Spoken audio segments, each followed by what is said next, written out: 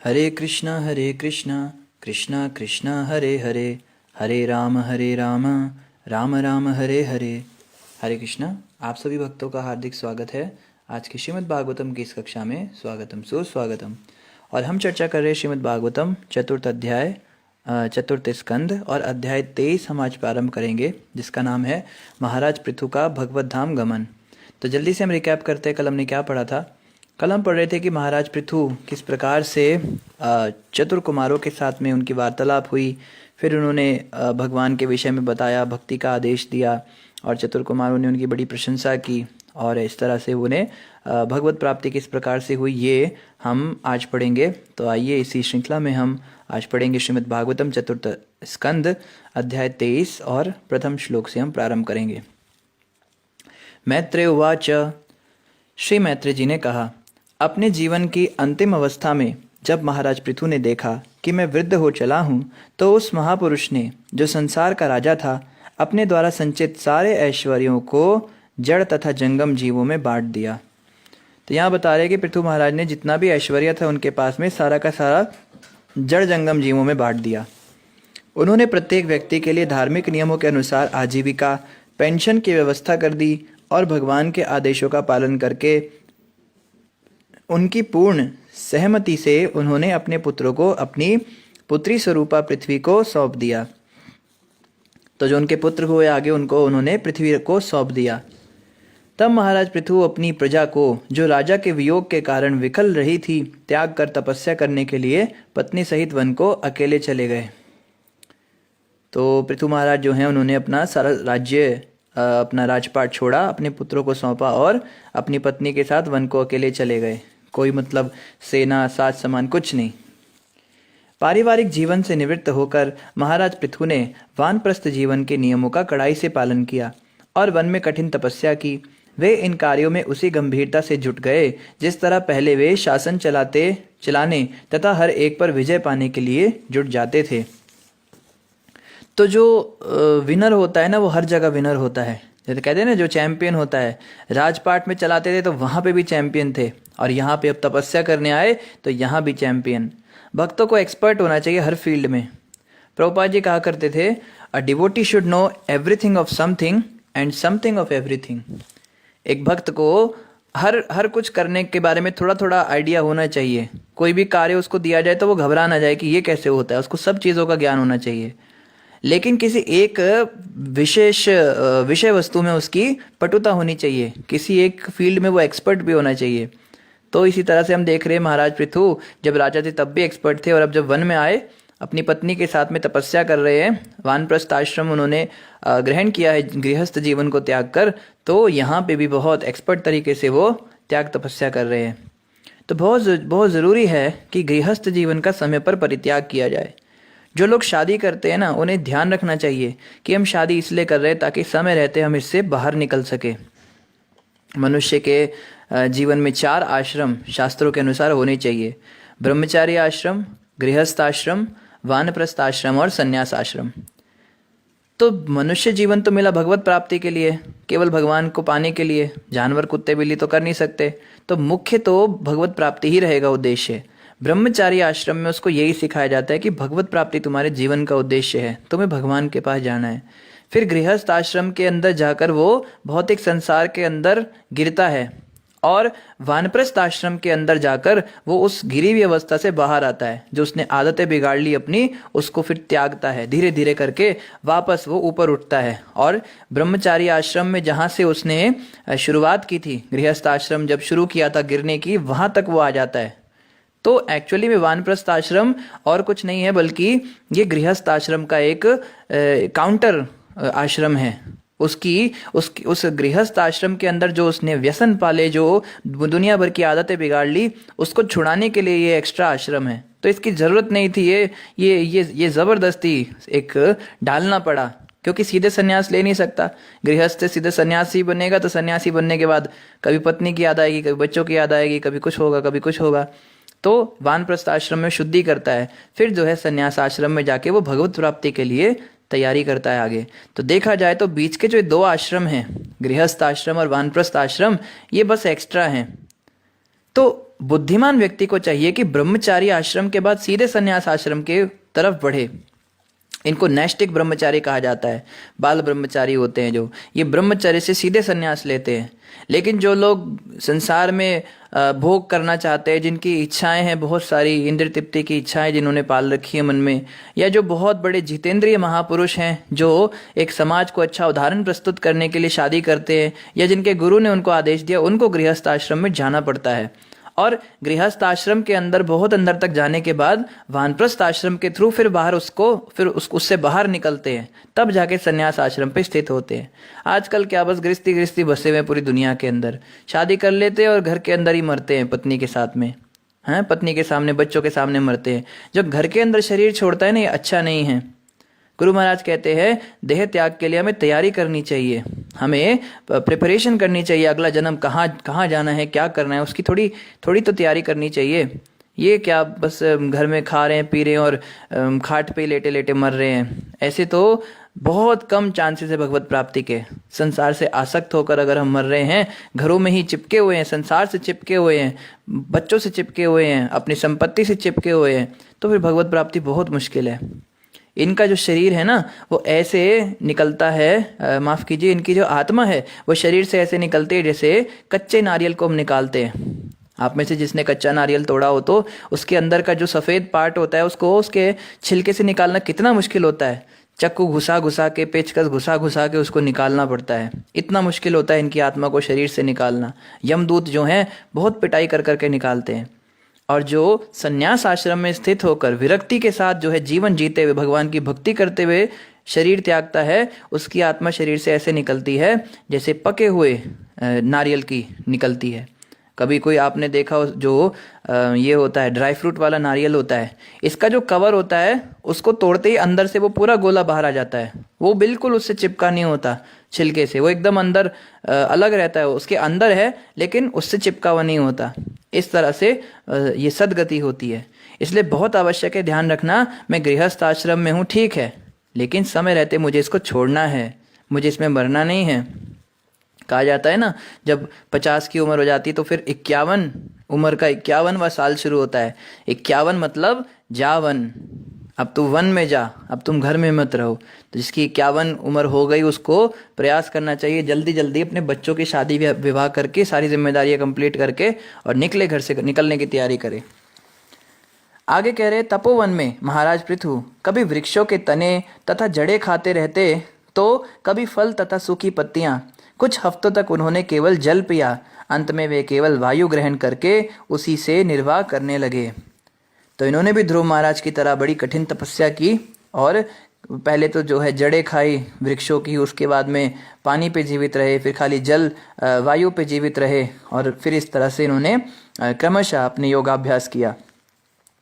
वानप्रस्थ के नियमों तथा ऋषियों मुनियों के पद चिन्हों का अनुसरण करते हुए पृथु महाराज ने ग्रीष्म ऋतु में पंचाग्नियों का सेवन किया। वर्षा ऋतु में वे वर्षा की झड़ी के बाहर ही रहे और जाड़े की ऋतु में गले तक जल के भीतर खड़े रहे।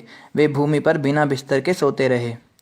तो इतनी कठिन तपस्या करनी पड़ती है वानप्रस्थ आश्रम में जाके। ये जो डनलफ के गद्दों में हम सोते हैं, मोटी मोटी रजाई कंबल ओढ़ के, और खूब दूध मलाई खाते हैं गृहस्थ आश्रम में, जितना ज़्यादा हम भोग कर रहे हैं ना, ध्यान रखिए इससे बाहर निकलने के लिए उतनी कठिन तपस्या करनी पड़ती है। देखो क्या कर रहे हैं, जाड़े में भी बिना बिस्तर के धरती पे सो रहे हैं, और ठंडी के मौसम में क्या कर रहे हैं, गले तक पानी के अंदर रहकर तपस्या कर रहे हैं, और गर्मी की ऋतु में पंचाग्नियों का सेवन कर रहे हैं। 5 प्रकार के जो ये पंचाग्नि होता होगा कुछ, उसका ये कर रहे हैं, सेवन कर रहे हैं। और वर्षा ऋतु में वर्षा की झड़ी के बाहर ही रहे, बारिश हो रही तो बारिश के नीचे ही बैठे हुए, बूंदे उनके शरीर में आके पड़ रही हैं। इतना ज़्यादा तपस्या करनी पड़ती है। अपनी वाणी तथा इंद्रियों को वश में करने, वीर्य स्खलित न होने देने तथा अपने शरीर के भीतर प्राण वायु को वश में करने के लिए महाराज पृथु ने ये सारी कठिन तपस्याएं साधी। क्या क्या किया उन्होंने, पहले तो अपनी इंद्रियों को वश में किया, फिर जो वीर्य स्खलित हो जाता था शरीर से उसको अंदर रोका, फिर जो प्राण वायु थी उसको भी वश में किया। ये सब इतनी मेहनत करके, यह सब उन्होंने श्री कृष्ण को प्रसन्न करने के लिए किया। इसके अतिरिक्त उनका कोई अन्य प्रयोजन न था। तो ये सब कुछ क्यों कर रहे हैं? कृष्ण हमसे प्रसन्न हो जाएं। इस बात का बहुत ध्यान रखना है, ये भी बहुत इंपॉर्टेंट बात है। हम लोग भी बहुत सारे व्रत ले लेते हैं, बहुत सारी तपस्याएं करते हैं। निर्जला व्रत कर रहा है, कोई सजला कर रहा है, कोई रात को सो नहीं रहा है, भजन कर रहा है, कोई जागरण कर रहा है, कोई दुनिया भर के बैंगन गाजर प्याज लहसुन छोड़ दिए, बड़ा सारा कुछ कर रहे हैं। मगर हम उद्देश्य भूल जाते हैं, हम क्यों कर रहे हैं सब तपस्या। हम तो तपस्या से इतने अटैच हो जाते हैं, हम कहते हैं दुनिया हमारा जो है तारीफ करे, देखो ये कितना कितना ये तपस्या करते हैं, इनका ये नियम है वो नियम है। नियमों से इतना बंध जाते हैं, हम यही भूल जाते हैं कि नियम किस लिए किए थे। नियम थे कृष्ण की प्रसन्नता के लिए, गुरु की प्रसन्नता के लिए। जैसे एक बार क्या हुआ कि एक भक्त एक गुरु जी के साथ, हमारे गुरु महाराज के साथ गए। बहुत सारे शिष्य बैठे थे तो वो भी बैठे थे। तो उन्होंने चतुर्मास के अंदर एक नियम ले रखा था कि मुझे दूध दही ग्रहण नहीं करनी है, क्योंकि दूध और दही जो ग्रहण नहीं करता 4 महीने चतुर्मास में, उसको अवश्य भगवत प्राप्ति होती है, ऐसा उन्होंने कहीं पढ़ा था। तो 3 महीने हो गए थे, चौथा महीना चल रहा था चतुर्मास का, तो उनका नियम था दूध दही नहीं लेनी। तो गुरु महाराज के साथ दुकान पे गए तो वहाँ पे कुछ दूध का आइटम आ गया और गुरु महाराज उसको ले रहे हैं, उसको खा रहे हैं और सारे भक्त भी ले रहे हैं। तो महाराज जी ने उस भक्त को भी बुलाया कि भाई तुम भी ले लो ये। तो वो कहते गुरु महाराज जी मेरा नियम है कि मैं ये जो है 4 महीने दूध दही नहीं लूँगा। तो महाराज कहते क्यों नहीं लेगा भाई? कि ऐसा करने से भगवत प्राप्ति होती है। तो महाराज जी ने उसको कुछ बोला नहीं, लेकिन उसको जिस तरह से महाराज जी ने देखा तो समझ में आ गया हमको कि ये जो है, ये सारे नियम जो ले रखे हैं हमने, ये तो कृष्ण की प्रसन्नता, गुरु की प्रसन्नता के लिए होते हैं ना। अब गुरु ही सामने से तुमको कह रहे हैं कि खाओ इस चीज़ को, तुम वो ना करके और नियमों से अटैच हो रहे हो। तो इस बात का हमें बहुत ध्यान रखना है। नियम हम जब करते हैं तो इस बात का भी ध्यान रखें कि नियम क्यों कर रहे हैं, उसका उद्देश्य ना हम भूल जाएं। भगवान की प्रसन्नता के लिए वो नियम का पालन कर रहे हैं। आगे कह रहे इस प्रकार कठिन तपस्या करने से महाराज पृथु क्रमशः आध्यात्मिक जीवन में स्थिर और सकाम कर्म की समस्त इच्छाओं से पूर्ण रूप से मुक्त हो गए। उन्होंने मन तथा इंद्रियों को वश में करने के लिए प्राणायाम योग का भी अभ्यास किया, जिससे वे सकाम कर्म की समस्त इच्छाओं से पूर्ण रूप से मुक्ति पा गए। तो सकाम कर्म की जो समस्त इच्छाएं, उससे पूर्ण रूप से अगर कोई मुक्ति चाहता है तो उसको ये प्राणायाम और योग अभ्यास करना बहुत आवश्यक है। ये सब सकाम इसमें आता है। सकाम कर्म से जो निकलना चाहते हैं उनको ये योग प्राणायाम ये सब करना होता है। यम नियम प्रत्याहार, फिर ध्यान धारणा समाधि, ये सब अवस्थाएं होती हैं, प्राणायाम ये सब किया जाता है उसमें। इस प्रकार मनुष्यों में श्रेष्ठ महाराज पृथु ने आध्यात्मिक उन्नति के उस पथ का अनुसरण किया जिसका उपदेश सनत कुमार ने किया था, अर्थात उन्होंने भगवान कृष्ण की पूजा की। ऐसे होती है भगवान की पूजा। हम क्या खाते पीते सब मुंह में पान चबा रहे हैं और पूजा भी चल रही है और सब चल रहा है। हाँ हाँ, ठाकुर जी की तो बहुत पूजा होती है हमारे घर में, और सब बीड़ी हुक्के सब चल रहे। ऐसी क्या पूजा करते हैं हम? पूजा का मतलब होता है हमें दोनों ही चीज़ें होनी चाहिए। जैसे कोई वैद्य या कोई डॉक्टर हमें दवाई लिखता है तो दवा के साथ में वो परहेज भी देता है। भाई दवा लोगे ना तुम, तो तुम्हारी बीमारी तब निकलेगी जब परहेज का भी पालन करोगे। साथ में तुम्हें चावल नहीं खाने, खट्टा नहीं खाना, है ना, कहते हैं ना तेल नहीं खाना, बहुत ऑयली आइटम्स नहीं खाने, तब ये दवाई काम करेगी। तो हम क्या करते हैं, दवाई भी खाते हैं और उल्टी चीज़ें भी साथ में खाते जाते हैं। फिर हम कहते हैं इतने साल हो गए जप करते हुए, कुछ नहीं होता जी माला वाला करने से। माला फेरत जुग भया फिर ना मन का फेर, मन का फेर तो तेरा जा नहीं रहा है। क्या तुम माला जपते हो? क्या तुम इतने साल हो गए प्रवचन सुनते हुए, भागवत सुनते हुए, महामंत्र का जप करते हो, मंदिरों में जाते हो, गंगा जमुना नहाते हो? कोई फायदा नहीं इन चीज़ों का। और दिखाई देता है उस व्यक्ति के जीवन में, वास्तव में कोई फर्क नहीं पड़ता। वो पहले जैसा का कहते हैं तस से मस नहीं हुआ, वैसा का वैसा बना हुआ है। तो कोई कहे भैया इतना भक्ति का जो प्रचार किया जाता है, भागवत ग्रंथ के अंदर लिखा है कि चरणामृत का पान करने से ऐसा होता है, तुलसी का दर्शन करने से ऐसा होता है, एकादशी नियम रखने से ऐसा होता है, महामंत्र का जप करने से ऐसा होता है। हम तो सब कुछ कर रहे हैं लेकिन कोई खास अंतर दिख नहीं रहा, ना हमको ना हमारे परिवार वालों को। तो भैया तुमने परहेज का पालन किया क्या? जब तुम परहेज ही नहीं कर रहे हो तो दवाई कैसे काम करेगी बताओ? तो ये परहेज साथ में करने होते हैं। बुरी आदतों को साथ साथ छोड़ते जाना है, अच्छी आदतों को पकड़ते जाना है। दोनों काम हमें साथ साथ करने। जैसे पृथु महाराज ने क्या किया, भगवान की जो पूजा की वो नियमों के साथ की। हम लोग नियमों से बचना चाहते हैं। प्रभु जी महामंत्र जपेंगे लेकिन हमसे प्याज लहसुन नहीं छूटने वाला, हम ये चाय कॉफ़ी नहीं छोड़ेंगे, हम ये घूमना फिरना अपना ये सब नहीं बंद करेंगे, हम पार्टियों में, शादियों में जाके उल्टे सीधे लोगों के साथ बैठना बंद नहीं करेंगे। उनके साथ हमें यारी रिश्तेदारी भी रखनी है, लोगों से भी बना के रखनी है, इसे थोड़ा ना तोड़ सकते हैं। तो इनसे भी हमें बातें करनी होती हैं, गंदमंद खाते हैं, इनके साथ में घूमते फिरते हैं, पर हम माला जपेंगे, इतना हम आपको कह देते हैं। तो भाई तुम्हारी माला जपने से फ़ायदा क्या होगा जब तुम परहेज़ का ही पालन नहीं कर रहे हो। जितना माला से तुम्हें फ़ायदा नहीं होगा उतना तो तुम नुकसान कर लोगे एक दिन में इन सब काम को करके। तो क्या होगा, +1 -2, नेट रिजल्ट -1 ही रहेगा। एक एक कदम पीछे पीछे ही जाते जाएंगे। तो बहुत ध्यान रखना है कि हमें ये जो नियम दिए जाते हैं, जो परहेज़ बताए जाते हैं, इसका भी साथ साथ पालन करना है, तब तो जीवन में कुछ अंतर दिखेगा। नहीं तो लगे रहिए बहुजन्म करे यदि श्रवण कीर्तन, तब उतना पाए कृष्ण पदे प्रेम धन। अगर कोई जीव जन्म जन्मांतर तक भी कृष्ण नाम का उच्चारण करता रहे और साथ में बताए गए अपराधों से ना बचे, तो उसको जन्म जन्मांतर तक भी श्री कृष्ण प्रेम रूपी धन की प्राप्ति नहीं हो सकती। बहुत ध्यान रखना है, अपराधों से बचना है। इस प्रकार महाराज पृथु 24 घंटे कठोरता से विधि विधानों का पालन करते हुए पूर्ण रूप से भक्ति में लग गए। इससे भगवान कृष्ण के प्रति इनमें प्रेम तथा भक्ति का उदय हुआ और वे स्थिर हो गए। तो भगवान कृष्ण के प्रति अगर प्रेम हमारे हृदय में उदय नहीं हो रहा है, पहले जैसे हम संसार में रचे पचे थे वैसे ही अभी भी हैं, वही सारे काम धंधे, कपड़े खरीदने, जॉब करना और शॉपिंग करना और इधर उधर की बातें करनी, इसमें अभी भी हमारा मन लग रहा है, उतना ही लग रहा है जितना पहले लगता था, तो समझना है कहीं ना कहीं गड़बड़ चल रही है। किसी विशेष नियम का हम पालन नहीं कर पा रहे, तभी ऐसा हो रहा है। नहीं तो ऐसा हो ही नहीं सकता जो महामंत्र जपे और उसके जीवन में अंतर ना दिखे उसे, ऐसा तो हो ही नहीं सकता।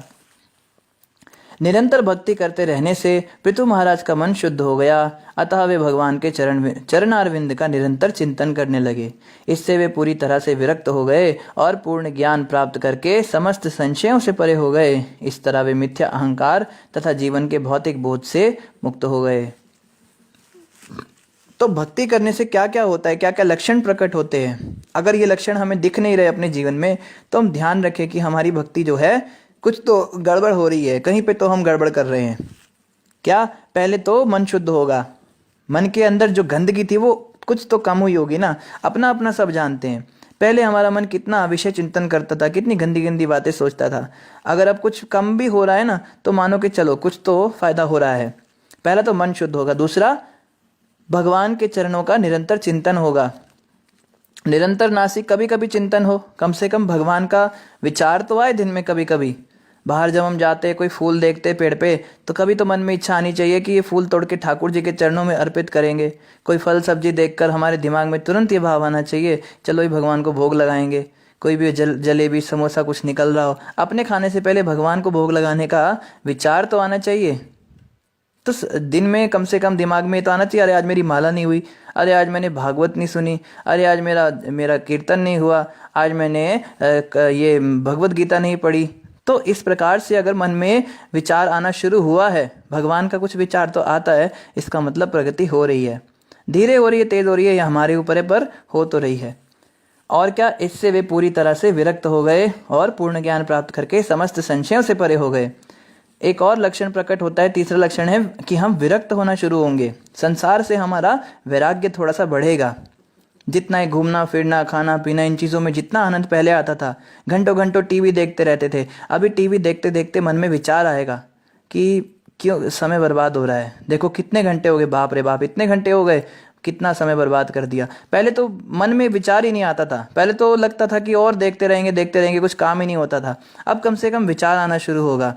मोबाइल पे किसी से बातें करेंगे तो 2-3 घंटे बात करने के बाद लगेगा अरे कितना समय बर्बाद कर दिया। अगर माला जप लिया होता तो अब तक मेरी 8 माला हो गई होती, इसने मेरा कितना समय बर्बाद कर दिया। इस प्रकार का विचार आना चाहिए धीरे धीरे।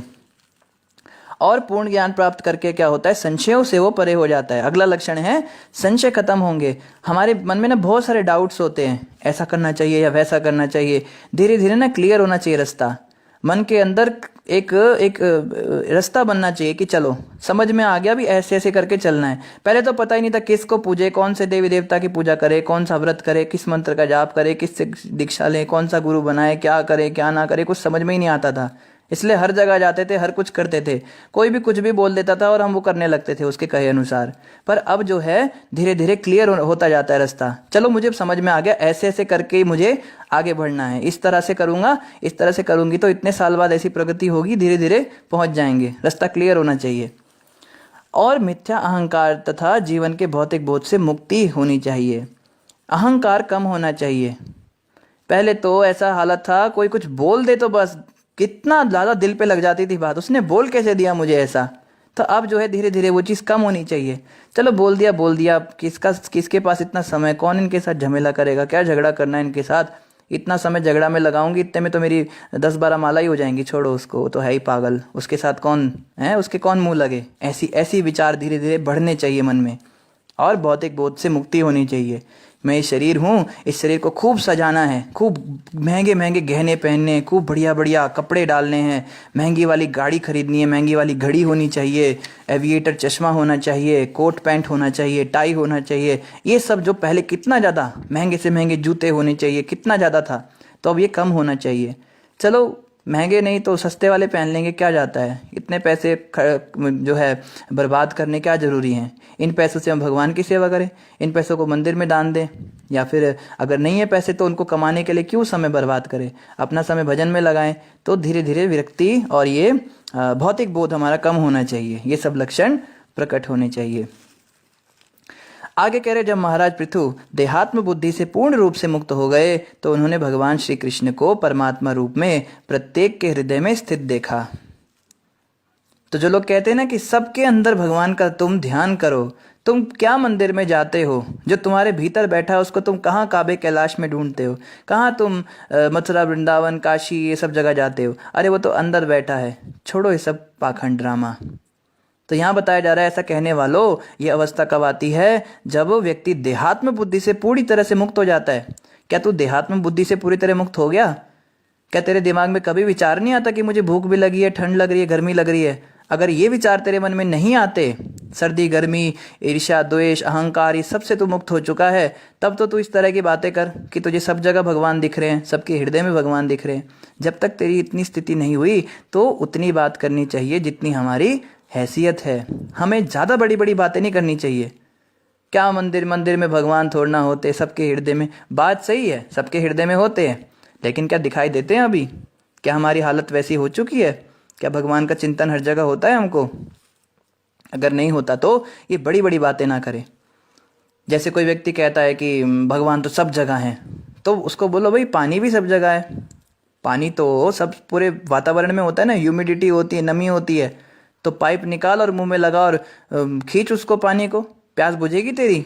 हवा में तू अगर ऐसे पाइप लगा के पानी खींचेगा तो क्यों तेरे को नल के पास जाना पड़ता है और तू ग्लास में लेकर उसको पीता है?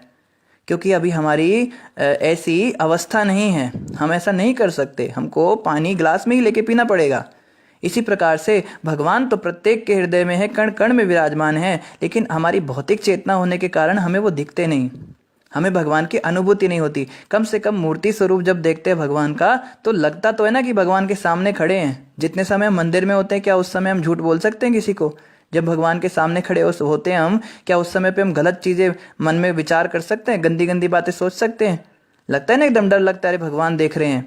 या कभी हमने देखा, हमारे घर में कैलेंडर लगा हुआ था भगवान कृष्ण का, तो कैलेंडर पे जब भी हमारी नज़र जाती थी और हम कोई गलत चीज़ कर रहे होते थे तो तुरंत डर लगता था, अरे भगवान देख रहे हैं।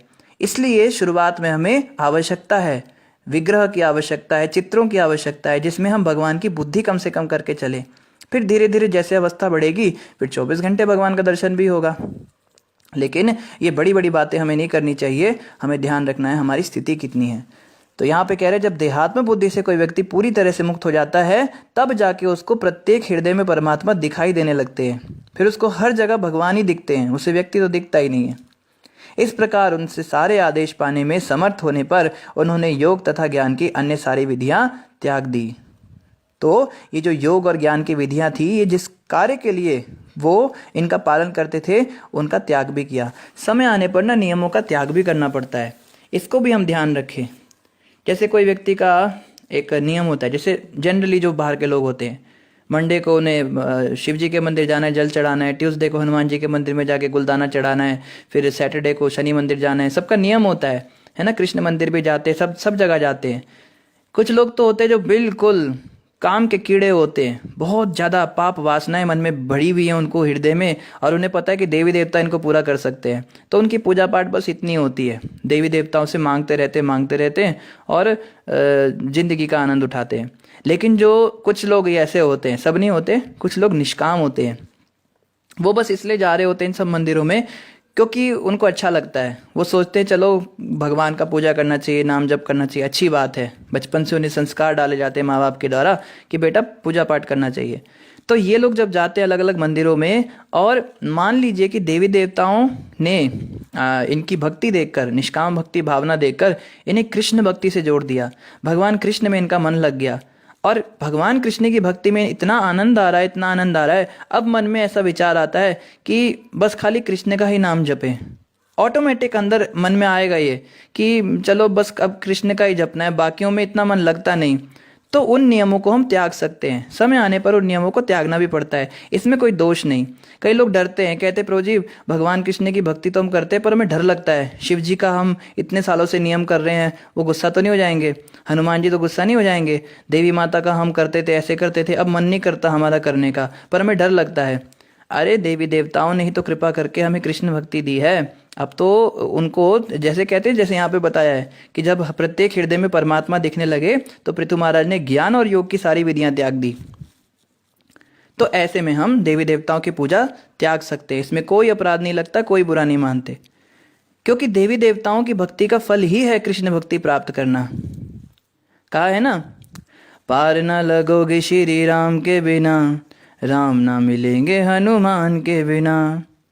कोई व्यक्ति अगर हनुमान जी की सच्चे दिल से भक्ति करता है, बिल्कुल निष्काम भक्ति करता है, कुछ नहीं मांगता, तो हनुमान जी उसको राम जी की भक्ति दे देते हैं। अब जब व्यक्ति राम की भक्ति करने लगा तो अब हनुमान जी कहते हैं अब मेरी छोड़, अब तो बस राम जी की भक्ति कर, इसके लिए तो तूने ये सब किया था। तो ऑब्वियसली एक कृतज्ञता तो रहनी चाहिए, देवी देवताओं के प्रति रिस्पेक्ट, आदर भाव रहना चाहिए, लेकिन अब वो सब नियमों की आवश्यकता नहीं, उनका मंत्र जपना, उनके मंदिर जाना, ये सब की आवश्यकता नहीं। कृष्ण गीता में कहते हैं ये समस्त देवी देवता मेरे ही दिव्य शरीर के अलग अलग अंग हैं, अगर आप मेरी पूजा करते हो, मेरी सेवा करते हो, मेरी भक्ति करते हो तो सबकी भक्ति हो जाती है। जैसे जड़ को अगर पानी डाला जाए पेड़ में, तो पेड़ का अब ये ड्यूटी है, ये पेड़ की जिम्मेदारी है कि वो प्रत्येक शाखा, प्रत्येक पत्ते और फूल तक कैसे पानी को पहुंचाएगा। हमें दिखता नहीं कि पानी फूल तक कैसे गया, लेकिन जब हम पेड़ को पानी डालेंगे तो उसकी ये उसका हेडेक हो जाता है कैसे पहुंचाना है। इसी तरह भगवान कृष्ण गीता में अर्जुन को एक विराट रूप दिखाते और कहते हैं अर्जुन मेरी भक्ति करो, मन मना भव मद भक्तो मध्याजी माम नमस्कुरु, मुझे नमस्कार करो, मेरे भक्त बनो, मेरा चिंतन करो, और क्या होगा इससे, मैं तुम्हें सब पापों से मुक्त कर दूंगा, तुम डरो मत, तुमको मैं अपना भगवत धाम दे दूंगा और समस्त देवी देवताओं को भी तुष्ट कर दूंगा। तो एकमात्र कृष्ण भक्ति करना जो है, उसके लिए अगर हमें पुराने अपने नियम त्यागने पड़े तो त्याग देने चाहिए। ज्ञान तथा योग की सिद्धियों में भी उनकी रुचि नहीं रह गई, तो रुचि खत्म हो गई उनकी। अब जो पहले करते थे उन सब नियमों में, हमारी भी रुचि धीरे धीरे खत्म हो जाती है ना, क्योंकि उन्होंने पूरी तरह यह अनुभव किया कि जीवन का चरम लक्ष्य तो श्री कृष्ण की भक्ति है, और जब तक योग तथा योगी तथा ज्ञानी कृष्ण कथा के प्रति आकृष्ट नहीं होते, संसार संबंधी उनके सारे भ्रम मोह कभी भी दूर नहीं हो सकते। तो कई लोग जो होते हैं वो योगा में बड़ा विश्वास रखते हैं, कई लोग हैं ना, आप में से भी कुछ होंगे जो पहले कुछ क्रियाएं करते होंगे, कुंडलिनी जागृत क्रिया, प्राणायाम करते होंगे, ध्यान धारणा आसन करते होंगे, निराकार का ध्यान करते होंगे, बड़ा कुछ करते हैं। हमने भी बड़ा कुछ किया है, लेकिन यहाँ पे पृथु महाराज को ये बात समझ में आई कि अगर ऐसे लोग कृष्ण भक्ति नहीं करते, कृष्ण कथा सुनने के प्रति आकृष्ट नहीं होते, भगवान की कथा सुनने में उनकी रुचि नहीं होती, तो ये लोग जो हैं ये भ्रम से कभी दूर नहीं हो सकते, ये मोह से कभी दूर नहीं हो सकते। तो आवश्यकता है कि समय आने पर ये ज्ञान और योग की जो विधियां हैं इसका भी त्याग कर दें और केवल भगवान कृष्ण की निष्काम भक्ति में लग जाएं। निष्काम भक्ति मतलब मैं भक्ति तो करूं पर भगवान से बदले में कुछ ना मांगूं, ऐसा भाव विकसित करें। आगे कह रहे समय आने पर जब पृथु महाराज को अपना शरीर त्याग करना था, ये जो श्लोक है ये भी इंपॉर्टेंट है, इसको आप सभी नोट कर लीजिए। ये श्रीमद् भागवत चतुर्थ स्कंद 23वां अध्याय और श्लोक संख्या 12 4.23.12 यहाँ पे बोला गया है कि कृष्ण भक्ति ही वास्तव में जीवन का परम लक्ष्य है और इसकी प्राप्ति करने के लिए योग ज्ञान ये सब विधियां जो हैं इनका भी त्याग करना पड़े तो कर देना चाहिए। और योगी ज्ञानी अगर कृष्ण कथा नहीं सुनते, उसके प्रति आकृष्ट नहीं होते, तो उनका संसार का जो मोह है ये कभी दूर नहीं होता। आगे कह रहे, समय आने पर जब पृथु महाराज को अपना शरीर त्याग करना था, उन्होंने अपने मन को दृढ़ता पूर्वक श्री कृष्ण के चरण कमलों में स्थिर कर लिया और इस प्रकार वे ब्रह्मभूत अवस्था में स्थित होकर उन्होंने भौतिक शरीर त्याग दिया। तो शरीर त्याग कैसे किया? ब्रह्मभूत अवस्था में। प्रभुपाद जी कहते हैं 2 अवस्थाएं होती है, एक तो जीवभूत अवस्था होती है और एक ब्रह्मभूत अवस्था होती है। हम सभी प्राय जीवभूत अवस्था में रहते हैं और जो ये थे पृथु महाराज ये ब्रह्मभूत अवस्था में पहुंच गए। ब्रह्मभूत प्रसन्नात्मा न शोचति न कांक्षति। भगवद गीता में कृष्ण कहते हैं ब्रह्मभूत की अवस्था में जो व्यक्ति पहुंच जाता है वो ना तो संशय करता है, ना वो किसी बात की इच्छा करता है, ना उसको कुछ बुरा लगता है, ना कोई अच्छा लगता है, स्थित प्रज्ञ हो जाता है। मतलब उसको अगर 1 करोड़ की लॉटरी भी निकल जाएगी ना तो भी वो खुशी के मारे नाचेगा नहीं, कहेगा निकल गई अच्छी बात है, लगाओ भगवान की सेवा में लगाओ। और अगर उसके 2 करोड़ रुपए का घाटा हो गया, उसकी सारा बिजनेस फ्लॉप हो गया, तो भी वो दुख नहीं मनाएगा, गम में नहीं डूब जाएगा, शराब नहीं पिएगा, वो कहेगा कोई नहीं, चले गए तो भगवान के थे, भगवान ने वापस ले लिए, उसमें क्या हो गया। ऐसी अवस्था आ जाती है। लेकिन अभी हमारी जो अवस्था वो जीवभूत अवस्था है। हमें 2 रुपये का भी नुकसान हो जाए, मान लो अगर हम बाहर गए दुकान पे शॉपिंग करने और हमारा 500 रुपये का नोट खो गया, जेब से कहीं गिर गया, बटुए से गिर गया, तो 3 दिन तक हमें खाना हजम नहीं होता। बार बार उसकी याद आती है, मेरा 500 का नोट पता नहीं कहाँ चला गया, कैसे पता नहीं, बार बार दिमाग में आता है ना, काश मैं बाहर गया ही नहीं होता, काश मैंने पर्स निकाला ही ना होता, काश मैं उसको उधर ही रख देता, काश मैं उससे बातें ना करता। बार बार ये बातें दिमाग में आती हैं। किसी का बाइक चोरी हो जाता है, किसी के मोबाइल चोरी हो जाता है, बहुत दुखी हो जाते हैं हम। लेकिन ब्रह्मभूत अवस्था में अगर उसकी सारी संपत्ति ही नष्ट हो जाए तो भी उसको कोई बुरी बात नहीं लगती, वो पूरी तरह से इसको भगवान की कृपा मानता है। ऐसी स्थिति हो जाती है। तो ऐसी स्थिति में क्या किया उन्होंने? शरीर का त्याग कर दिया। जब महाराज पृथु ने विशेष यौगिक आसन साधा तो उन्होंने अपनी एड़ियों से अपना गुदा द्वार बंद कर लिया और दोनों एड़ियों को दबाया। फिर धीरे धीरे प्राणवायु को नाभि चक्र से होते हुए वे हृदय तक, कंठ तक ऊपर की ओर ले गए और अंत में उसे दोनों भौहों के मध्य पहुंचा दिया। तो ये सब योगिक क्रियाओं में होता है, ये इस तरह से प्राणवायु को ऊपर नीचे खिसकाते हैं ये। इस प्रकार पृथु महाराज ने अपने प्राणवायु को धीरे धीरे ब्रह्मरंध्र तक ऊपर ले गए, जिससे उनकी समस्त सांसारिक आकांक्षाएं समाप्त हो गई। उन्होंने धीरे धीरे अपने प्राणवायु को समष्टि वायु में, अपने शरीर को समष्टि पृथ्वी में और अपने शरीर की अग्नि तेज को समष्टि अग्नि में लीन कर लिया। तो इतने वो सिद्ध योगी हो गए थे, उन्होंने ये सब काम किए।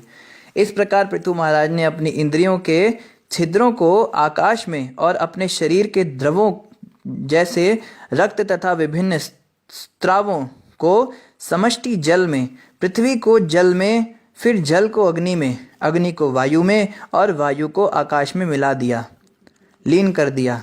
ऐसा इन्होंने किया। उन्होंने स्थितियों के अनुसार मन को इंद्रियों में और इंद्रियों को इंद्रिय पदार्थों, तन्मात्राओं में और अहंकार को समष्टि भौतिक शक्ति महत तत्वों में लीन कर दिया। तो जो लोग थोड़ा योग अभ्यास और इन सब चीज़ों में थोड़ा इंटरेस्ट लेते हैं, वो जानते हैं, उनको समझ में आ रहा होगा ये सब क्या यहाँ पे बताया जा रहा है। हमें तो समझ नहीं आ रहा इतना। तब पृथु महाराज ने जीवात्मा की संपूर्ण उपाधि माया के परम प्रभु नियंता को सौंप दी। ज्ञान तथा वैराग्य एवं भक्ति की आध्यात्मिक शक्ति के द्वारा वे जीवात्मा की उन समस्त उपाधियों से मुक्त हो गए जिनसे वे घिरे थे। इस प्रकार कृष्ण भावना की अपनी मूल स्वाभाविक स्थिति स्वरूप स्थिति में रहकर उन्होंने प्रभु इंद्रियों के नियंता के रूप में अपने शरीर का त्याग कर दिया। तो कहने का मतलब यही है, मन में भगवान का चिंतन करते हुए अंत में शरीर का त्याग किया, कृष्ण चिंतन करते हुए त्याग किया। पृथु महाराज की पत्नी महारानी अर्ची अपने पति के साथ वन को गई थी। महारानी होने के कारण उनका शरीर अत्यंत कोमल था। यद्यपि वे वन में रहने के योग्य नहीं थी, किंतु उन्होंने स्वेच्छा से अपने चरण कमलों से पृथ्वी का स्पर्श किया। तो बता रहे महारानी अर्ची जो थी पूरे विश्व की साम्राज्ञी थी, इन्होंने कभी जमीन को पैर से नहीं छुआ था, इतनी इनकी खातिरदारी होती थी। लेकिन ये अपने पति के साथ जब जंगल में गई तो उन्हीं के समान योगिक क्रियाएं करने लगी। सुकोमल शरीर को होते हुए भी इन्होंने इतनी तपस्या की। और यहाँ पे स्त्रियों को अगर थोड़ी सी तपस्या करनी पड़ती है तो वो परेशान हो जाती हैं। हम देखते हैं ना कि ब्रह्मचारी गृहस्थियों का अगर कभी कैंप ले जाओ, फिर जी वृंदावन जाना है, तो सारे भक्त बड़े उत्साहित होते, वृंदावन चलते हैं। पत्नी को पूछते, पत्नी रानी आप भी चलोगे? कहती है वहाँ पे गर्म पानी होगा, वहाँ पे कमरा होगा, वहाँ पे ये होगा, सो होगा। तो क्योंकि स्त्रियों का जो शरीर होता है ना वो पुरुषों से कोमल होता है। पुरुष लोग इस बात को समझ नहीं पाते, कहते क्या ड्रामे कर रही है, वृंदावन चल तो तपस्या करना वहाँ पे। लेकिन स्त्रियां नहीं कर सकती। स्त्री शरीर जो है उसको बहुत सारी बाधाएं होती हैं, बहुत सारी उनको आवश्यकताएं होती हैं जो पुरुष कभी नहीं समझ सकते। इस कारण से स्त्रियों को इतना समस्या होता है। लेकिन वो स्त्री बहुत महान होती है जो ऐसी स्थिति में अपने पति के साथ रह पाती है, बीहड़ जंगल में ऐसी रह रही है, बिना किसी आवश्यकता के रह रही है और इतनी तपस्या करके रह रही है।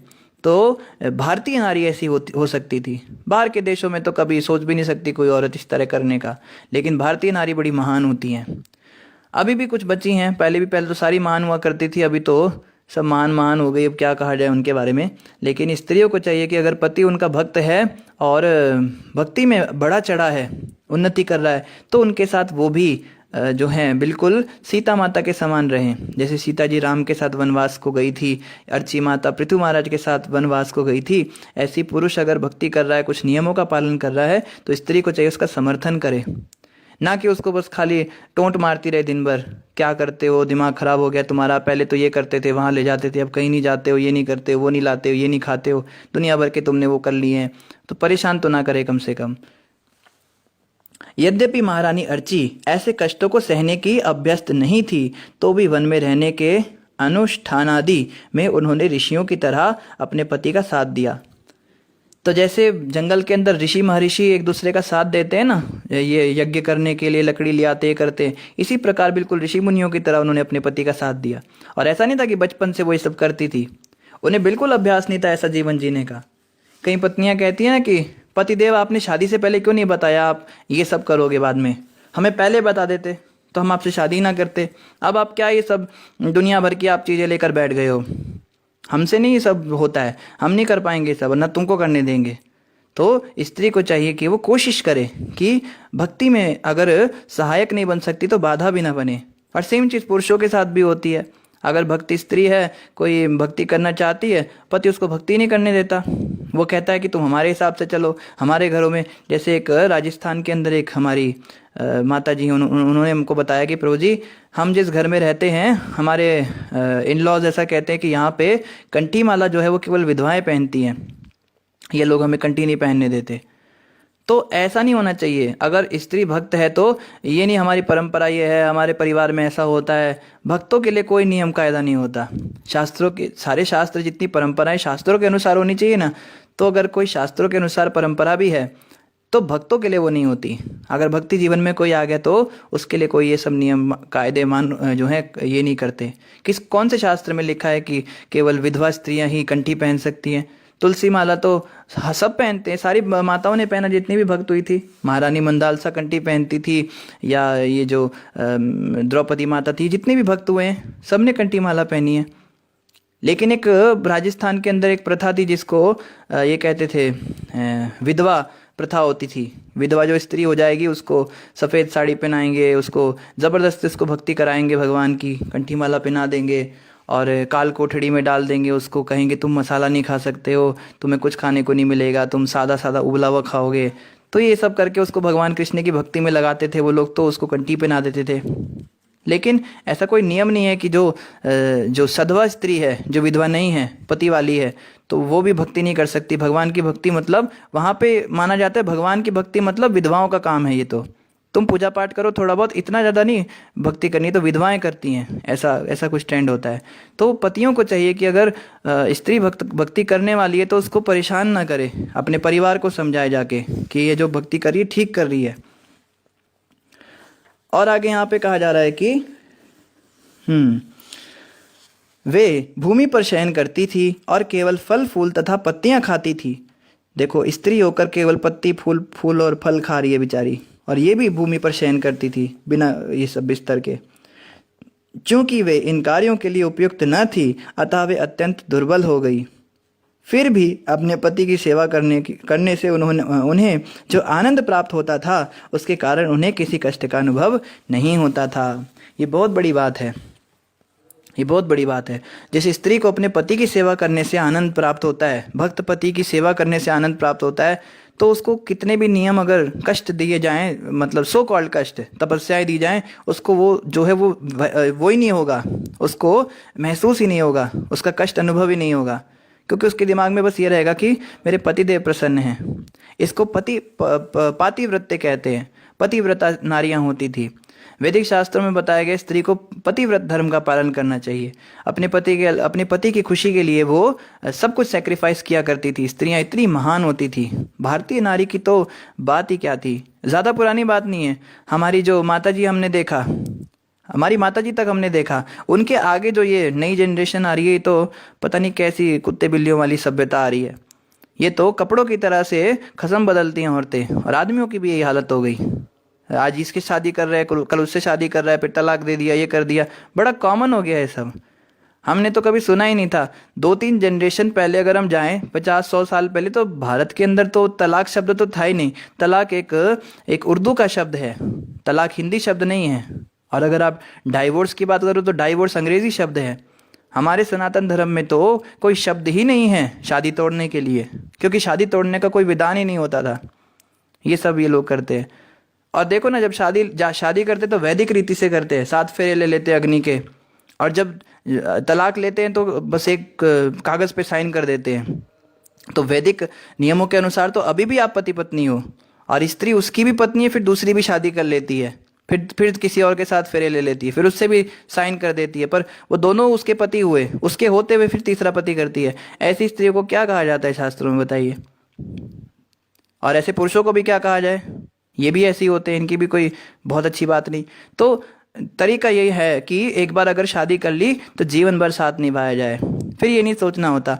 और देखो, जिस व्यक्ति के, देखो जैसे कई लोग कहते हैं ना कि ये मुझे सूट नहीं कर रही है, या ये पति मुझे सूट नहीं कर रहा है। सूट वूट कुछ नहीं होता, ये कर्मों का नतीजा होता है। आपके जैसे कर्म थे वो आपको भोगने ही पड़ेंगे। आपका जीवन साथी जो है केवल निमित्त बन रहा है आपको कष्ट देने के लिए। आप अगर उससे सेपरेट रहोगे तो भी कौन सा खुश रहोगे। हम कितनी सारे ऐसे लोगों के बारे में जानते हैं जो हमें बताते हैं, जिन्होंने शादी तोड़ी और दूसरी शादी करी तो वहाँ भी कष्ट शुरू हो गया। क्योंकि मुख्य चीज़ जो है वो कर्म है हमारे, वो कर्म तो सामने आएंगे। आप चाहे 20 शादियाँ बदल लो तो भी क्या है, कर्म तो सामने आएगा ही। लेकिन हम क्या करते हैं, हम अपना कर्म बदलने की कोशिश करते हैं। पहले ज़माने में जो माँ बाप होते थे ना, वो समझदार होते थे। कभी कोई छोटा मोटा झगड़ा होता था पति पत्नी का, तो वो उनको बिठा के समझाते थे, बेटा ये नसीब है, ऊपर वाले ने तुम्हारे नसीब में यही लिखी है या यही लिखा है, तो तुम इनके साथ ही रहो, जैसा भी है साथ मिलके चलो, ऐसा सिखाते थे। तो वो कष्टों को सहन करते थे, कर्मों को सहन करते थे। कर्म तो हमने खराब किए, अब उसकी जो सज़ा भुगत रहे, तो उसमें हम कहते हैं इसकी वजह से उसकी वजह से। अरे किसी की वजह से नहीं, अपने कर्म है। आप करके देख लो, आप 50 शादियां बदल लो तो भी कष्ट में ही रहोगे, क्योंकि कर्म ऐसे हैं, खराब कर्म तो सर पे आएंगे। इन बातों को आजकल के बच्चे समझ नहीं पाते, और माँ बाप तो और भी महान होते हैं इनके। हाँ हाँ बेटी, तेरे को परेशान करता, आजा तू घर में आके बैठ जा, कोई ज़रूरत नहीं उसके साथ रहने की, छोड़ दे उसको, तलाक दे दे, 50% प्रॉपर्टी भी मिल जाएगी उसकी, और उसके घर वालों का, उसके जो माँ बाप है उस पर तू दहेज का केस भी ठोक देना, वो भी जेल में चले जाएंगे, आजा तू घर में आ जा। ये इनके संस्कार होते हैं। वो लड़की को ये सब सिखा के ट्रेनिंग दे के भेजते हैं, ये सब कराते हैं उनसे माँ बाप सबसे ज़्यादा भ्रमित करते हैं लड़कियों को। और लड़के के माँ बाप भी ऐसे होते हैं, सुनती नहीं है, ऐसे नहीं कर, घर भेज दे इसको, कोई ज़रूरत नहीं इसके साथ रहने की, तो हम तेरे लिए और भी अच्छी लड़की लाएंगे। अरे रिश्तों की लाइन लगी हुई है तेरे लिए, ऐसी ऐसी उल्टी सीधी सलाहें देते हैं उनको। माँ बाप ही नास्तिक हो गए तो क्या होगा फिर, ऐसे बच्चे भी परेशान, ये भी नरक में जाते हैं, माँ बाप भी नरक, जीते जी भी जीवन नरक बना देते हैं अपने बच्चों का, मरने के बाद भी उनको खराब गति कराते हैं। तो कम से कम जो भक्त लोग हैं, जो वैष्णव हैं, हमने तो देखा वैष्णव समाज में भी ये तलाक बहुत ज़्यादा हो रहा है। कितने भक्त लोग शादियां तोड़ते हैं। कम से कम वैष्णवों को तो चाहिए कि इन बातों को समझें, वो तो इन सब चक्करों में ना पड़े। बाहर वालों के तो चलो कुछ कह नहीं सकते, तो हमें कम से कम कोशिश करनी है कि जो ये चल गया, एक ट्रेंड चल गया है, ये सब कुत्ते बिल्लियों का कल्चर चल गया है, इस पे हम ना चले आगे आगे। हम प्रयास करें कि समझें इन बातों को, एक हमारे ही कर्म है जो हमारे सामने आ रहे हैं और इनको झेलें। अपने कर्मों को झेलना पड़ेगा, क्या कर सकते हैं, कर्म खराब किए थे। महाराज जी कहते हैं हमारे, करनी करत क्यों डरत, अब कर क्यों पछताए, बोए पेड़ बबूल के तो आम कहाँ से खाए। जब तूने पेड़ ही बबूल के बोए थे, बीज ही तूने उसके डाले, जो खराब कर्म किए तुमने, पूरे जीवन भर जो तुमने पाप किया, विषय भोग किया, तो अब जब तुमको आम नहीं मिल रहा है, तुमको बबूल के कांटे चुभ रहे, तो अब क्या रो रहे हो, आम आएगा कैसे। लेकिन तो भी भगवान कृष्ण गीता में कहते हैं, अगर कोई व्यक्ति भक्ति करता है मेरी, कोई अच्छे से नाम जपता है, हरे कृष्ण कृष्ण कृष्ण हरे हरे, हरे राम राम राम हरे हरे, कोई इस महामंत्र का जप करता है और भक्ति में लगता है, एकादशी का पालन करता है, तो उसके जो कष्ट हैं उनको मैं बहुत कम कर देता हूँ। उसको अगर उसका जीवन साथी मेंटली बहुत टॉर्चर करने वाला था, उसका ऐसा कर्म था, तो मैं इतना कम कर देता हूँ कि वो बस खाली उसको एक दिन झगड़ा करके ख़त्म कर देता है बात को, इतना कम कर देता हूँ कष्ट को। पर हम तो इतने ज़्यादा आराम तलब हो गए, एक दिन झगड़ा भी हमसे बर्दाश्त नहीं होता। अरे भक्ति करने से कितने कर्म कटते हैं हमारे, बड़े बड़े जो सूली के ऑर्डर होते हैं वो कांटे पे टलते हैं भक्ति करने से। जैसे कहा गया है ना कि एक स्पीड ब्रेकर लगा हुआ है रास्ते में, तो स्पीड ब्रेकर से रेड़ा जाएगा तो रेड़ा कितना झटका लगता है उस रेड़े को, सारा सामान अस्त व्यस्त हो जाएगा। और उसी स्पीड ब्रेकर के ऊपर से अगर कोई मर्सिडीज गाड़ी जाती है तो अंदर के लोगों को भी झटका लगता है, पर रेड़े के मुकाबले बहुत कम लगता है। तो जो अभक्त लोग हैं, जो भक्त नहीं है भगवान के, उन्हें तो झटका लग ही रहा है, आए दिन कुछ ना कुछ झटके लग रहे हैं। लेकिन भक्त लोग जो है वो मर्सिडीज की तरह होते हैं, उनको हल्के हल्के झटके लगते हैं। तो हमें चाहिए भक्ति करते रहे भगवान की, हमारे कर्म जो हैं कटेंगे इस भक्ति पथ का अनुगमन करने से, और आगे हम और कर्म ना बढ़ाएं अपने। पहले हमने जो किया सो किया, अब और ना खराब कर्म किए। पुराने जो खराब कर्म है उसके कारण हमारा आज खराब हो गया, तो बुद्धिमान व्यक्ति सोचेगा मैं आज खराब कर्म और करके अपना कल क्यों बर्बाद करूं। तो आज से हमें लग जाना है, भक्ति के नियमों का पालन करना है, और साथ में जो परहेज बताए जाते, जो नियम बताए जाते, उनके अनुसार चलना है, ताकि मेरा फ्यूचर और खराब ना हो जाए। और यहाँ पे कहा जा रहा है कि महारानी अर्ची ने अपने पति को, जो उनके प्रति तथा पृथ्वी के प्रति अत्यंत दयालु थे, जीवन के लक्षणों से रहित देखा, तो उन्होंने थोड़ा विलाप किया और फिर पर्वत की चोटी पर चिता बनाकर अपने पति के शरीर को उस पर रख दिया।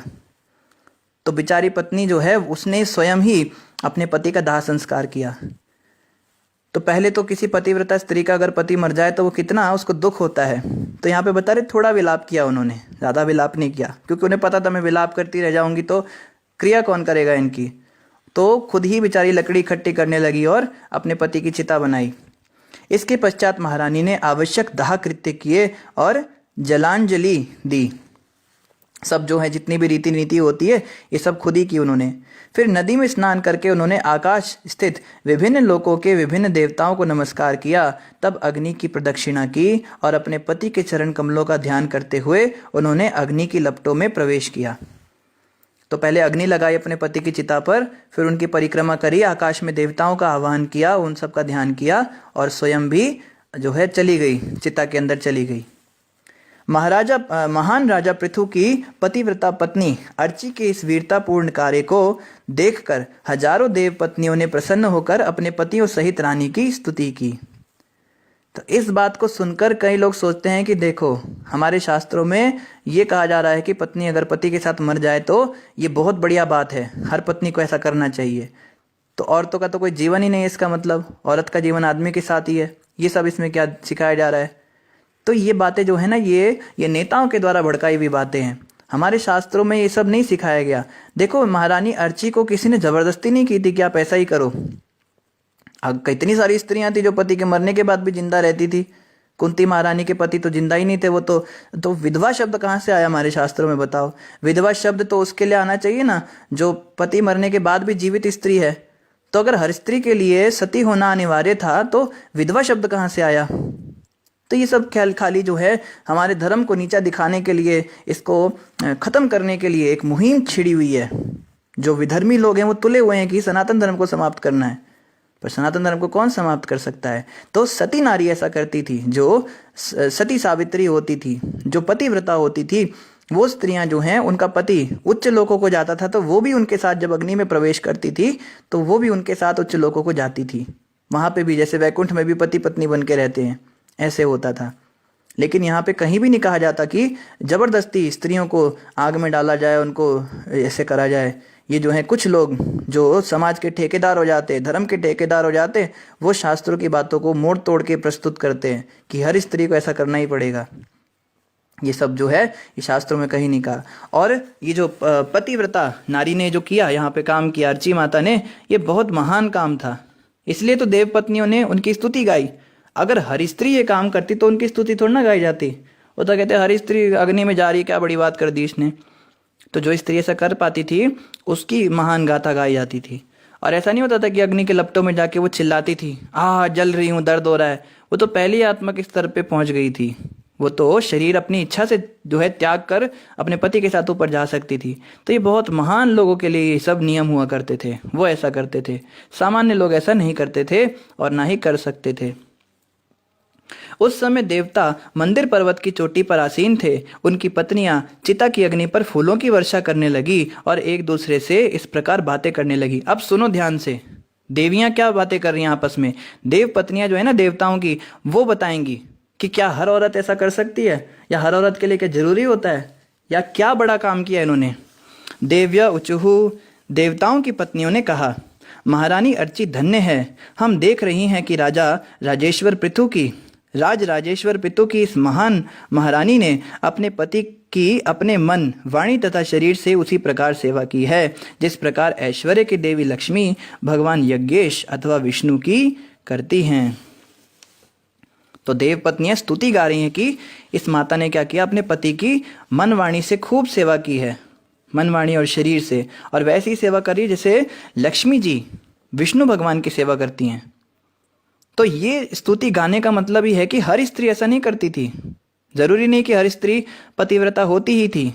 कुछ स्त्री जो हैं पतिव्रता नहीं भी होती थी, नहीं करती थी पति की सेवा, पर जिसने की उसकी ये लोग तारीफ कर रही हैं। देव पत्नियों ने आगे कहा, जरा देखो तो कि वह सती नारी अर्ची किस प्रकार अपने अचिंत्य पुण्य कर्मों के प्रभाव से अब भी अपने पति का अनुगमन करती हुई ऊपर की ओर, जहां तक हम देख सकती हैं, चली जा रही है। तो देव पत्नियां देख पा रही थी कि मृत्यु होने के बाद में दोनों पति पत्नी जो हैं वो ऊपर की ओर जा रहे थे। सबके सामने ये हो रहा था।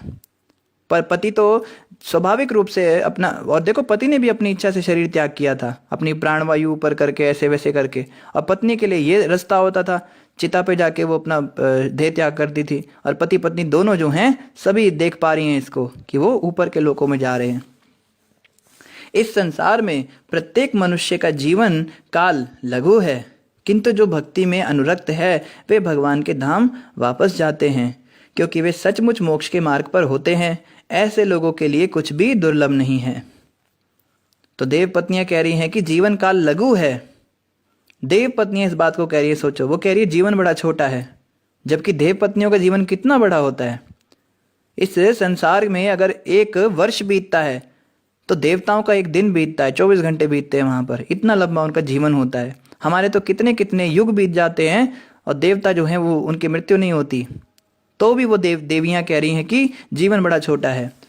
और जो भक्ति करता है भगवान की, भगवान कृष्ण की भक्ति करता है, वो भगवान के धाम में वापस जाता है और सचमुच का मोक्ष को पाता है। ऐसे लोगों के लिए कुछ भी दुर्लभ नहीं, इनके लिए कुछ भी मुश्किल नहीं है। जो मनुष्य इस संसार में अत्यंत संघर्षमय कार्यों को संपन्न करने में लगा रहता है और जो मनुष्य का शरीर पाकर जो कि दुखों से मोक्ष प्राप्त करने का एक अवसर होता है, कठिन सकाम कर्मों को करता रहता है, तो उसे ठगा गया तथा अपने ही प्रति ईर्ष्यालु समझना चाहिए। देव पत्नियां कह रही हैं, तुमको मनुष्य का शरीर मिला, भगवान ने तुम्हें इंसान बनाया और मनुष्य बनकर भी तुम ऐसे काम करने लगे जो क्या है, जिन वस्तुओं को प्राप्त कर पाना बहुत मुश्किल है, उसी में तुम लगे रहे। पूरा ताजमहल जितना बड़ा घर जब तक मेरा बनेगा नहीं तब तक मैं जॉब करता रहूंगा। जब तक मेरे पास मेरू पर्वत के समान संपत्ति इकट्ठी नहीं होगी तब तक मैं मेहनत मजदूरी करता रहूंगा। मेरे बच्चे और मेरी पत्नी जब तक मुझे बोलेंगे नहीं कि आप दुनिया के सबसे अच्छे पति हो, सबसे अच्छे पिता हो, तब तक मैं उनके लिए जी जान लगा दूंगा। मेरे स्वजन जब तक खुश नहीं हो जाएंगे, सारे रिश्तेदार, कि देखो रिश्तेदार हो तो इनके जैसा हो, हमेशा में हमको इतना खुश रखते, इतना अच्छे से करते हैं, तब तक मैं मेहनत करता रहूंगा या करती रहूंगी। तो ये कभी नहीं होता है। ऐसा दिन कभी नहीं आएगा जब इस संसार के मनुष्य आपको बोलेंगे आकर के हम धन्य हुए, बड़े कृत्य कृत्य हुए, आपने हमें पूरी तरह संतुष्ट कर दिया है, पतिदेव आपने मुझे संतुष्ट कर दिया, या पिताजी आपने बहुत संतुष्ट कर दिया, या परिवार के लोग कभी नहीं कहेंगे कि आप बहुत अच्छे व्यक्ति हैं, आपके अंदर कोई कमी नहीं। ऐसा दिन कभी आ ही नहीं सकता, क्योंकि जो व्यक्ति स्वयं से ही संतुष्ट नहीं है, जो अंदर से ही संतुष्ट नहीं है, वो कभी बाहर से संतुष्ट हो ही नहीं सकता। लगे रहिए। कई लोगों की ना आदत होती है, प्रभु जी हम चाहते हैं ना हम सबको खुश रखें, हमारे होते हुए कोई दुखी ना हो, हम सबको खुश रखना चाहते हैं, पर आप ऐसा नहीं कर सकते, क्योंकि वो लोग खुद से ही दुखी हैं, वो अपने शरीर से ही दुखी हैं, उनके मन में इतने अनर्थ हैं, काम क्रोध लोभ मोह मद मात्सर्य ईर्ष्या दंभ कपट से भरे हुए हैं, वो लोग कभी खुश हो ही नहीं सकते। खुशी तो उस व्यक्ति को होती है जो मन से खुश हो जाता है, अंदर से खुश होता है, और वो खुशी आप उनको कैसे दे सकते हो? आप सोचो, बिंदी लिपस्टिक काजल लाली देकर उन्हें खुश कर दोगे, या खूब पढ़ाई लिखाई करा के खूब गिफ्ट्स देकर खुश कर दोगे, सोने चांदी के नेकलेस दे दोगे, हैं भांजी भतीजियों को खूब आप भात दे दोगे, दहेज दे दोगे तो खुश हो जाएंगी? ये लोग खुद ही दुखी हैं, खुद से ही दुखी हैं, इनको खुश कभी किया ही नहीं जा सकता। तो यहाँ ये नहीं कहा जा रहा कि ये सब नहीं करना चाहिए, करना तो है, लेकिन ये नहीं सोचना कि इतना मेहनत करूंगा इनको खुश कर दूंगा। ये लोग खुश कभी नहीं होंगे। एक फॉर्मेलिटी है, एक समाज की एक प्रथा है, तो उसके अनुसार हम करें, ये सब हमारी जिम्मेदारियां हैं तो उनका वहन करें, लेकिन ये कभी ना सोचे कि ये लोग खुश हो जाएंगे। ये लोग कभी खुश नहीं होने वाले, क्योंकि खुशी तो अंदर से आती है, और वो आती है भगवान की भक्ति से। जब तक ये भक्ति में नहीं लगेंगे तब तक ये खुश हो ही नहीं सकते। तो वास्तव में कौन व्यक्ति है जो सच में लोगों को खुश करता है? वो संत है। संत ही भक्ति का दान करते हैं। प्रभुपाद जी जैसे संत, गुरु महाराज जैसे संत जो हैं, वो हमें उपदेश देते हैं भक्ति के लिए। भक्ति करो। जैसे महाराज जी को कोई प्रश्न करे, आपने सुना भी होगा कई बार उनके प्रवचन में, कोई प्रश्न करे, महाराज जी हम ये बिजनेस खोलना चाहते हैं, या हम वो कर रहे हैं, हमारी बड़ा मकान दुकान खुला है, आप आशीर्वाद दीजिए, हमने अपने बच्चे को फॉरेन भेजा, आप आशीर्वाद दीजिए। तो महाराज हमेशा यही बोलते हैं कि ये सब ठीक है तुम कर रहे हो, लेकिन वास्तविक सुख तो भक्ति से आएगा। भाई भक्ति करो भगवान की। संतों का काम नहीं है चाटुकारी करना। हाँ, बब्बे दी फुल कृपा है, दूधो नहाओ पूतो फलो, दिन दुगनी रात चौगनी तरक्की करो, ताजमहल से भी बड़ा घर तुम्हारा बने, खूब ऐश्वर्य तुम्हारे घर में आए, बच्चे तुम्हारे बहुत पढ़ लिख जाएं। सच्चे संत कभी ऐसा आशीर्वाद देते ही नहीं है। ये भी देना पड़ता है कई बार मजबूरी में, जब वो देखते सामने वाले की भावना ही दूषित है तो कभी कभी बोल भी देते, पर मन से नहीं बोलते। सच्चे संत तो यही कहते हैं, भाई भक्ति करो भगवान की, भजन में लगो, कहाँ इन चक्करों में पड़ रहे हो। तो वास्तविक जो संतुष्टि है वो तो भक्ति से आ सकती है। इसलिए प्रचारक बनिए, आप सभी प्रचार कीजिए। जो भी हमारे रिश्तेदार परिवार के लोग हमारे आसपास हैं, उनको भक्ति के बारे में बताइए। कृष्ण भक्ति करो, माला जपो, और आप देखेंगे अगर 100 में से किसी एक ने भी हमारी बात मान ली, वही व्यक्ति जो है सुखी हो जाएगा, वास्तव में खुश हो जाएगा, और आके बताएगा हमको कि आपके कारण हमारा जीवन बच गया। आपने अगर हमें भक्ति के बारे में ना बताया होता तो पता नहीं हम तो कहाँ पड़े होते। भक्ति के द्वारा ही कोई व्यक्ति संतुष्ट हो सकता है, खुश हो सकता है। इसलिए भक्तों को चाहिए कि वो ये साज सामग्री देकर, ये सब करके लोगों को खुश करने की कोशिश ना करें। ठीक है, एक दहेज देना या भात देना या गिफ्ट देना या ध्यान रखना, ये सब एक ड्यूटी है। इसको एक रिस्पॉन्सिबिलिटी की तरह करें। भगवान ने मुझे दिया है परिवार तो मैं इसका पालन करूँगा, लेकिन इसको मैं खुश कर दूंगा ऐसा कभी आने नहीं वाला समय, ये संभव ही नहीं है। तो इसी के साथ आज का हम प्रवचन को विराम देते हैं। तो कल हम आगे यहीं से कंटिन्यू करेंगे। इसके बाद मैत्रेय मुनि ने क्या बताया, देव पत्नियों की बात सुनकर मैत्रेय मुनि ने क्या कहा, ये हम कल पढ़ेंगे। तो किसी का कोई प्रश्न हो तो आप कमेंट पर अपना प्रश्न डाल सकते हैं, हम उसका उत्तर देने का प्रयास करेंगे। तो जिन भी भक्तों ने हरे कृष्णा और दंडवत प्रणाम कहा है, आप सबको भी हमारी ओर से हरे कृष्णा और दंडवत प्रणाम। और अशोक प्रभु जी कह रहे हैं, क्रोध तो आता है पर अब संयम आ गया है प्रभु जी, भगवान श्री कृष्ण की कृपा से। बहुत अच्छी बात है अशोक जी, आप शेयर करते हैं, बाकी भक्त भी शेयर कर सकते हैं अपने थॉट्स। ऐसा ना सोचे कि शेयर करेंगे तो ये हो जाएगा सो हो जाएगा। हमें बताना चाहिए, हमें भक्ति में जो रियलाइजेशन हो रहे हैं, इससे क्या होता है ना, दूसरे भक्तों को प्रेरणा मिलती है, प्रोत्साहन मिलता है। तो हमारे अशोक प्रभु डेली सुबह जप करते हैं, सबको जप में उठाते हैं, कॉलिंग करते हैं, व्हाट्सएप जप कराते हैं सबको। तो देखो कितनी शुद्धि हो रही है ना अशोक प्रभु। ये प्रचार से भी हो रही है। आप जप तो करते ही हो, लेकिन आप प्रचार भी करते हो ना। तो जब हम दूसरों को भक्ति में लगाने में निमित्त बन जाते हैं तो भगवान हमें ज़्यादा कृपा करते हैं। भगवान कहते हैं देखो ये खुद तो सही रास्ते पे लग गया, ये दूसरों को भी सही रास्ते पे लगा रहा है। तो भगवान ऐसी कृपा करते हैं जैसी आप पे कर रहे हैं। तो हमारी शुभकामनाएं आपके साथ है अशोक प्रभु। ऐसे ही सारी बुरी आदतों पे और जितने भी अनर्थ हैं इस पे इसी तरह से संयम लगता रहे, आपका भी और हमारा भी, और हम अपने जीवन को धन्य कर पाएं। वैकुंठ प्रभु कह रहे हैं भगवान ना मिलेंगे भक्तों के बिना। बिल्कुल सही बात है वैकुंठ प्रभु। भगवान कृष्ण तो अपने भक्तों के माध्यम से ही मिलते हैं। मुनीश महाजन जी ने हरे कृष्ण महामंत्र लिखा है, धन्यवाद प्रभु। वैकुंठ प्रभु आगे कह रहे प्रभु जी हरे कृष्णा कृपा करे एक भजन सुना दीजिए, हरि भजले जन्म हरि बिफले जन्म गवाइनु। जी प्रभु जी प्रयास करेंगे इसको गाने का। और वैकुंठ प्रभु आगे कह रहे हरि हरि विफले जन्म गवाइनु। जी प्रभु जी। रुचि माता ने भी हरे कृष्ण महामंत्र लिखा है, धन्यवाद। पूजा माता कह रही है हरे कृष्णा प्रभु जी क्या कोई ऑनियन खाने वाला माला पहन सकता है? पूजा माता कोई व्यक्ति अगर प्याज लहसुन खाता है तो जप कर सकता है। जप तो कोई भी कर सकता है, शराबी कबाबी कोई भी बुरी आदत में पड़ा व्यक्ति माला पे जप कर सकता है, लेकिन तुलसी माला पे जप नहीं कर सकता। उसको चाहिए शुरुआत में नीम की माला पे जप करे। तो शुरुआत में अगर आप किसी इस्कॉन के केंद्र से माला लोगे तो आपको नीम की माला ही दी जाएगी, क्योंकि नियम होते हैं ना तुलसी माला के लिए, प्याज लहसुन नहीं खाना और वो सब काम नहीं करने जो 4 नियम में आते हैं। और आपने कंठी के लिए पूछा है तो गले में तुलसी माला नहीं पहननी चाहिए जब तक हम प्याज लहसुन खा रहे हैं, ये नियम है। तो प्रयास ये करें कि हम ये ना सोचें कि प्याज लहसुन तो छोड़ नहीं सकते हम तुलसी छोड़ देते हैं, ऐसा ना करें। हमें प्याज लहसुन ही छोड़ना है और तुलसी माला को जल्दी जल्दी पहनना है। तुलसी माला के पहनने से बहुत सारे फायदे होते हैं। जिसके गले में तुलसी की माला होती है उसको यमदूत कभी नहीं उसको पकड़ते हैं आके। और तुलसी महारानी रक्षा करती है, उसके शरीर के भी रोगों की रक्षा करती है, कष्टों से रक्षा करती हैं, वाहन से रक्षा करती हैं, सड़कों पर रक्षा करती हैं, यमदूतों से, उल्टी सीधी प्रेत आत्माओं से रक्षा करती हैं, उल्टे सीधे जो किए कराए होते हैं इन सब से रक्षा होती है। और मन में भी अच्छे विचार आते हैं, भगवान की भक्ति होती है। बहुत फ़ायदे होते हैं तुलसी माला को पहनने से। व्यक्ति दीर्घजीवी होता है, स्वस्थ होता है और भक्ति में भी बहुत अच्छा स्वस्थ हो जाता है। तो कृपया करें माता, कोशिश करें, छोटा सा प्याज लहसुन ही तो छोड़ना है। इसको छोड़ने से अगर इतना फ़ायदा हो रहा है तो क्या जाता है। आप देखो विदेशों में लोग छोड़ रहे हैं। रशिया के अंदर ऐसा एक भक्तों का समूह बना है, पता नहीं कितने हजार भक्त हैं, सब तुलसी माला पहनते हैं और वहाँ पे लोग प्याज लहसुन नहीं खाते। और वहाँ पे ऐसा बताया जाता है हर दुकान मांस मछली की होती है, सोचिए। और वहाँ पे भक्त लोग प्याज लहसुन के बिना कैसे नियमों का पालन करते होंगे, कहाँ जाते होंगे, कैसे खाते होंगे। तो विदेशियों को देखकर हमें सीखना चाहिए। उन विदेशी स्त्रियों को, विदेशी पुरुषों को देखकर हमें प्रेरणा लेनी चाहिए कि वो लोग ऐसी विषम परिस्थिति में, भारत में तो कम से कम लोगों को अगर हम बोलें कि बिना प्याज लहसुन का चाहिए तो उन्हें समझ में आता है कि हम क्या कह रहे हैं। विदेशों में तो उन्हें समझ में ही नहीं आता है बोल क्या रहे हैं। तो आप सोच सकते कैसे वो लोग खाते होंगे वहाँ पे। वहाँ गौ मांस खाने वाले लोगों के बीच में वो रहते हैं। तो माता प्रयास करें जल्दी जल्दी कट्टी माला पहनने के, हमें अभ्यास करना है। ठीक है माता जी। वैकुंठ प्रभु ने फेसबुक के आज के महाराज जी के प्रवचन का लिंक डाल दिया है। आप सभी भक्त कृपया करके महाराज जी का प्रवचन अवश्य सुनिए, इसके सुनने से ही हमारी शुद्धि होगी। और इंद्र कुमार जी ने भी हरे कृष्ण महामंत्र लिखा है, धन्यवाद प्रभु जी। तो वैकुंठ प्रभु आपका भजन सुना देते, 2 लाइन सुनाएंगे, पूरा तो नहीं सुना पाएंगे। हरि हरि